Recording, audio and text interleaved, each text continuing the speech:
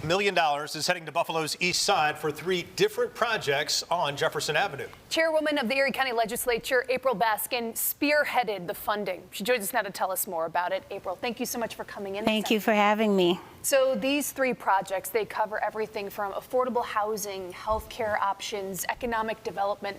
Before we break them down, really, why was this important to bring to the city's east side?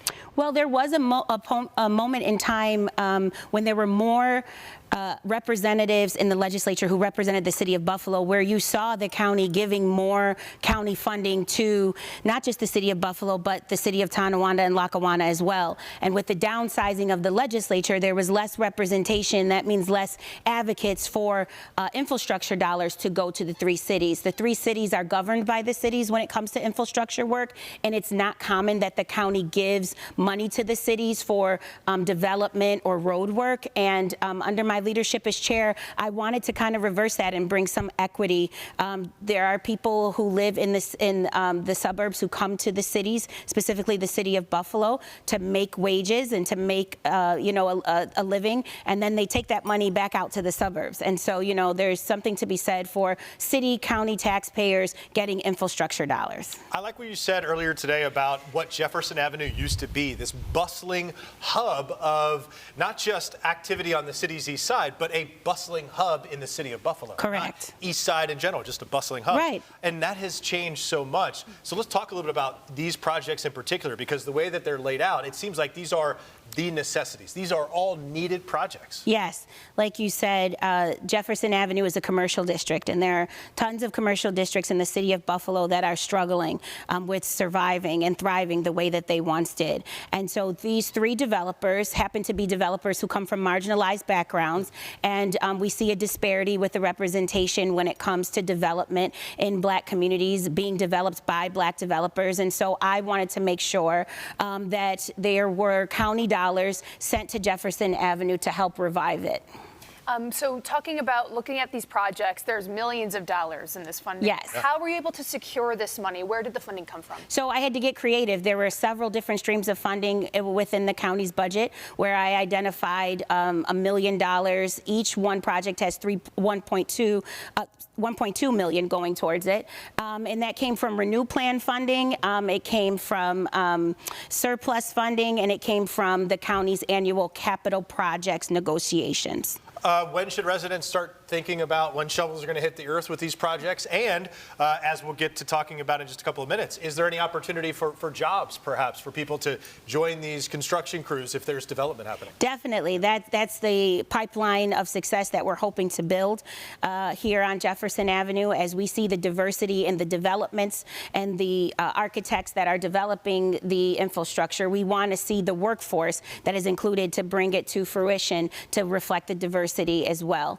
And so all these projects are in different stages, but one thing we know for sure when it comes to developers who come from marginalized or low economic backgrounds is that they sometimes struggle to get the working capital to get the projects going. And so I didn't want to shy away from the fact that these are emerging projects and emerging developers who are at different stages.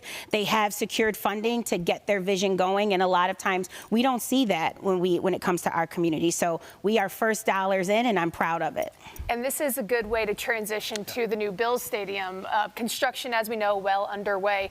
And from the very beginning, there has been a push to make sure there was minority-owned, women-owned businesses involved when it comes to the construction. Yes. That is something you've been very big on from the very start.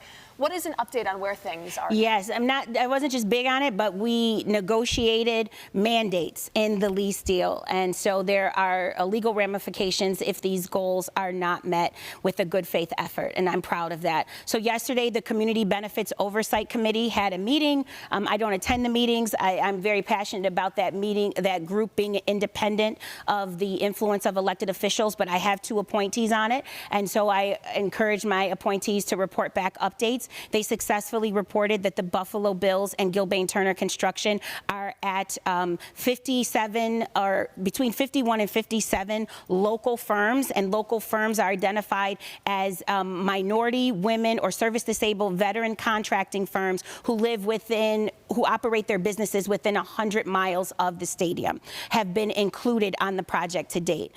So I'm very, very excited about that. That we're light years where we were last spring, where we were debating, letters being written from Empire State Development and the county telling them that they need to get to where they need to be to meet these goals. We have over 50 firms locally who currently have business and have solidified contracts to build that stadium. When it comes to workforce, we are exceeding the goals. There's supposed to be a 15% minority inclusion workforce. They're at 19%. When it comes to women, they're supposed to be 5% inclusion. They're at 6%, and they are where they need to be with service-disabled veterans, as I said, when it comes to the inclusion with the contractor work. So I'm excited. We are on target, and I think we will exceed the goals when we're done with this project. Very positive news there. Lastly, before we let you go, we had last week one of your Republican colleagues, Chris Green, on here talking about Republicans' desire to possibly, or at least threaten to pull funding from the zoo if they continue to follow through with their designed and new price structure, which increases the cost and also allows a Zoo for All program other underrepresented people to go to the zoo. You sent out a statement in response to that was also very strong, very supportive. Could you talk to us a little bit about where that stands now and your argument on that side of it? I haven't seen anything from the minority caucus, other than the grandstanding that happened last week when it came to criticizing the increase in prices for the zoo. Just like they've had to take votes, I've taken votes for cultural institutions to get more money than we have given the zoo in the past. Millions of dollars to the Albright Knox revitalization, millions of dollars to the botanical gardens. The difference with the zoo is they have to feed animals. They have to seek licenses to make sure that they keep their ability to be able to have these animals in our community.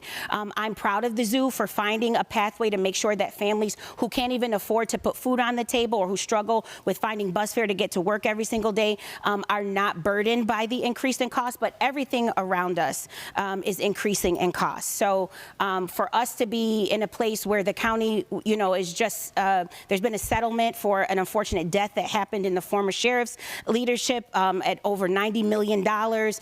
There has been, the clerk of the county has been questioned for millions of, mishandling of money. And so for the minority caucus to be kind of picking on the cost of the zoo, it makes me question their priorities with governing, but I understand that the cost increases. I live on a fixed income. I have children who actually are of age to have to, want to go to the zoo and experience the zoo. And, I'm going to save and understand that everything's going up, and I plan to support them, but I'm proud that they found a pathway to make sure that those in our community that can't afford it can.